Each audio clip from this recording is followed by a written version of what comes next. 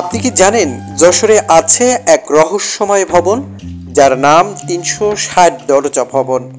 আর চলুন সময়ের পথ পেরিয়ে শুনে আসি সেই ইতিহাস।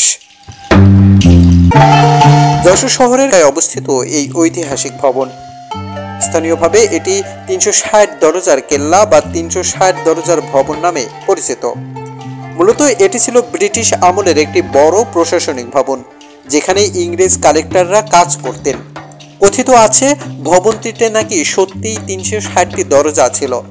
এত বেশি দরজা থাকার অন্যতম কারণ ছিল নিরাপত্তা এবং দ্রুত পালাবার সুবিধা। বাংলাদেশের দক্ষিণ পশ্চিমাঞ্চলের যশোর শহরে অবস্থিত একটি অনন্য স্থাপনা ৩৬০ দরজার কালেক্টর ভবন। এই ভবনটি শুধুমাত্র তার দরজার সংখ্যার জন্যই নয়, বরং তার ইতিহাস ও স্থাপত্য শৈলীর জন্য বিশেষভাবে পরিচিত। ১৭৮৬ সালে ব্রিটিশ শাসনামলে যশোর কালেক্টর ভবন প্রতিষ্ঠা হয়।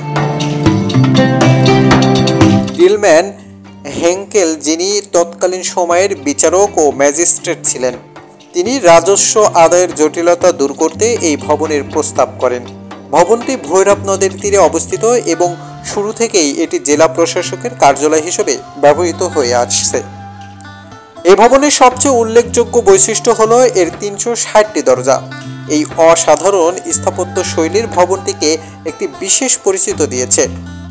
২ তলা বিশিষ্ট এই ভবনটি ব্রিটিশ স্থাপত্য শৈলী নির্মিত এবং এটি যশোর জেলার একটি গুরুত্বপূর্ণ দর্শনীয় স্থান হিসেবে বিবেচিত হয়। বর্তমানে যশোর কালেক্টর ভবনটি শুধুমাত্র প্রশাসনিক কাজের জন্য ব্যবহৃত হয় না, বরং এটি একটি জনপ্রিয় বিনোদন কেন্দ্র হিসেবেও পরিচিত। জেলা কর্তৃপক্ষ ভবনটির পাশে একটি পার্ক স্থাপনা করেছে, যা স্থানীয়ভাবে যশোর কালেক্টর পার্ক নামে পরিচিত। যশোরের ৩৬০ দরজার এই ঐতিহাসিক ভবনটি আমাদের দেশের সমৃদ্ধ ইতিহাস ও স্থাপত্য শৈলীর এক উজ্জ্বল নিদর্শন। এই ভবনটি আমাদের অতীতের গৌরবময় অধ্যায়ের স্মারক হিসেবে ভবিষ্যৎ প্রজন্মের জন্য সংরক্ষণ করা উচিত।